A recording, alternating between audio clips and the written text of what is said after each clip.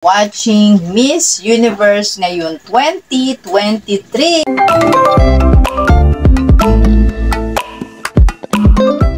Hello, friendly people! Excited ka na rin bang katulad ko? At tayo ay manonood ngayon ng Miss Universe kung saan ang ating pambatong si Miss Michelle Marquez D ay kasama at isa sa mga candidate ng Miss Universe at syempre representing ang ating bansang Pilipinas. Hello, Universe! Eka nga, talaga naman po excited na rin ako dahil dito yung hoping at talagang napakalakas ng ating spirit na isa si Miss Michelle D na mananalo ngayong taon po na to. Friendly people, for today's video, ito nga pala ating Miss Philippines, Michelle Marquez D. Michelle Marquez D!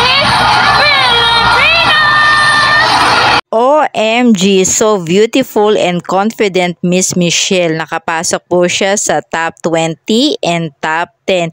Even though hindi na po siya napasali sa top 5 at naging winner, tayo po ay nagpapasalamat kay Miss Michelle because he did very good job and performance sa Miss Universe at very proud Pilipino na i-present ang ating pong bansa.